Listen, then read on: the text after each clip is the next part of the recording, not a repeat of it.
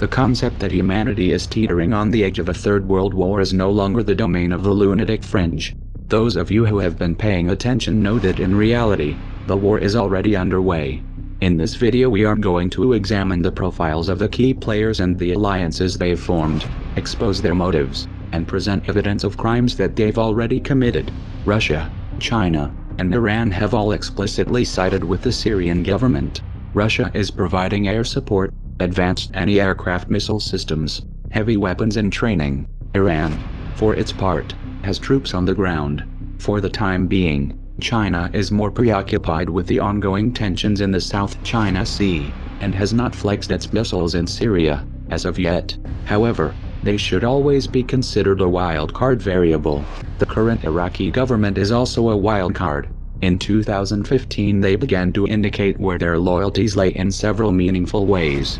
For example, they told the US government that new ground operations were not welcome, while at the same time announcing that they intend to look to Russia for military assistance. The list of countries pushing for regime change in Syria is a bit longer. The United States, France, England, Germany, Saudi Arabia, Jordan, Qatar, Turkey and Israel. If seeing these characters in bed together strikes you as strange, looking at their motives will clarify things considerably. There isn't just one motive for this bloodbath. Rather, there is a matrix of motives which intersect in some rather odd places. Of course, money had to play a role.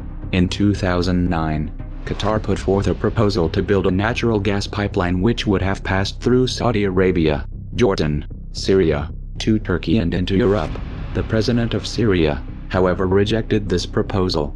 Instead, in 2011 he forged a pact with Iraq and Iran to run a pipeline eastward, cutting Qatar and Saudi Arabia out of the loop completely. It was around this time that jihadists began flooding into the region intent on ousting Assad. The West presented these groups as freedom fighters. The vast majority of these militants, ISIS included, are Sunni jihadists, which is significant, because Saudi Arabia, Qatar, Turkey and Jordan are all Sunni as well, and Saudi Arabia in particular has a long history of spreading their preferred strain of Sunni extremism, Wahhabism, by investing heavily in building mosques, madrasas, schools, and Sunni cultural centers across the Muslim world. Now they have ISIS pushing it by the barrel of a gun. ISIS adheres to the Wahhabi form of Sunni Islam. ISIS is not merely some dark aberration. Wahhabism as a philosophy calls for its adherents to take the reins of power by force, and to impose Sharia law. Wahhabism also encourages its followers to persecute Shia Muslims, which they consider apostates. And of course apostasy is punishable by death. Iran is Shia. The current government in Iraq is Shia, and has strong ties with Iran. The pipeline deal which Assad accepted would strengthen this Shia bloc, and its regional influence. The Sunnis don't like this. In fact, they've even coined a term to describe it, the Shia crescent.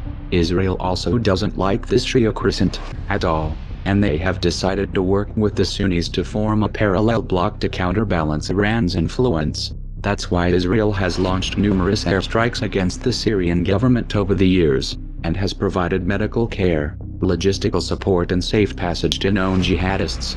In 2013, Israel's ambassador to the US, Michael Oren, told the Jerusalem Post that the initial message about the Syrian issue was that we always wanted Bashar Assad to go. We always preferred the bad guys who were not backed by Iran, compared to the bad guys who were backed by Iran.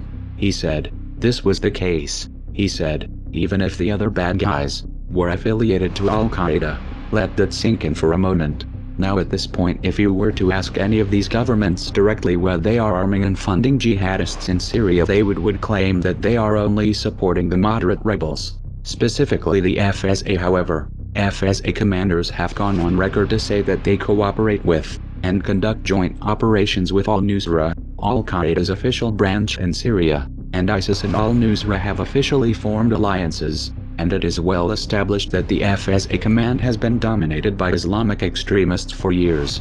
Furthermore, a think tank that was founded by Tony Blair, released a report in 2015 which concluded that it was pointless to attempt to make a distinction between moderate rebels and jihadists, since the majority of these groups share ISIS's core belief system, and would impose Sharia law if they came into power. In this context, The support being given to these groups can only be interpreted as material support for terrorism, which is a crime. Now the US government has been arming, funding and training these extremists both covertly and overtly since 2011. However, this support would have been impossible without the assistance of the regional members of the anti-Assad axis. For years, Jordan has allowed the CIA to run training camps for militant groups and has granted those militants safe passage into Syria. Qatar has also provided training grounds. In 2014, PBS visited one of these training camps and interviewed some of the trainees. One of the fighters told the reporters that they were being trained how to finish off soldiers still alive after an ambush. Finishing off wounded soldiers is a clear violation of the Geneva Conventions. It's a war crime. This is a hallmark of a terrorist organization, not moderate freedom fighters.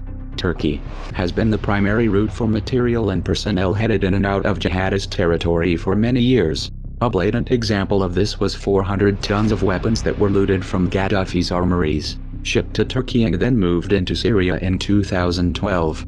At this stage they weren't even trying to hide it, even though it was already clear that jihadists were receiving the lion's share of the weapons. Jordan, Saudi Arabia and Qatar also have assisted in the transfer of heavy weapons directly to Al-Nusra by flying hundreds of cargo flights into Syria. And then there's the infamous Toyota trucks which ISIS drives. US counterterrorism officials made a show of investigating where they were getting these trucks, but it would have been much simpler if they had just called up the US State Department. According to the Prive, the US State Department has been supplying Toyota Hiluxes, the exact model being used by ISIS, to the FSA for years. Specific equipment like the Toyota Hiluxes are what we refer to as force enablers for the moderate opposition forces on the ground. He adds, Shahbandar says the US supplied pickups will be delivering troops and supplies into battle. Some of the fleet will even become battlefield weapons. You can absolutely expect for many of those trucks to be mounted with crew-serve machine guns or other type of equipment, military equipment, that the opposition forces have access to. I mean, that's one of the reasons why the Toyota Hilux is such an important force multiplier, because it could be used both for humanitarian purposes and for operational purposes as well. Knowing the real chain of alliances between these groups, it makes perfect sense that ISIS would end up behind the wheel. And let's not forget about the oil. At this stage ISIS has reached a point where it no longer needs direct sponsorship. The organization earns an estimated $1 million to $2 million a day through oil sales. The US was aware of this but did nothing to stop it. They didn't even condemn the country which was facilitating the sale of this oil. Russia, on the other hand, began targeting oil convoys headed into Turkey in November of 2015. Shortly thereafter, Turkey shot down a Russian Su-24 that supposedly violated Turkish airspace for 17 seconds. In response, Russia released satellite evidence that they claimed shows how Turkey is smuggling oil from ISIS. The US government dismissed this evidence, but didn't counter it with any evidence of their own. So where is the oil going? We're supposed to just put that little detail out of our minds. They knew, but they did nothing. Why? Right. And I suppose we didn't call out Turkey for buying the oil because we didn't want to hurt Erdogan's feelings. Clearly it is not in the interest of the anti-Assad axis to eliminate ISIS. The United States and France are keen to make a show of airstrikes and special forces. But what they really want is the ability to operate in Syria militarily. This is the only way they'll have any chance of influencing the outcome. Trouble is, Russia is dug in. Unlike the United States and France, they have permission to operate in the country, and this has allowed them to set up bases and a strong anti-aircraft defense grid which at any point could be used to enforce a no-fly zone. Washington is in a weak position. It can't really win from this angle, so they'll have to find a way to put Russia off balance and retake the momentum. It's important to remember the real stakes in this conflict. The West is in a state of decline. Their influence is waning. If the US and their allies fail to remove Assad from power, what they will be faced with is more than just a strong Shia crescent. If they fail, they risk being edged out of the entire region and replaced by Russia. This would give Russia an enormous amount of leverage in global energy markets, and this of course has serious implications for the petrodollar. For Washington, this is an unacceptable outcome, so expect the unexpected.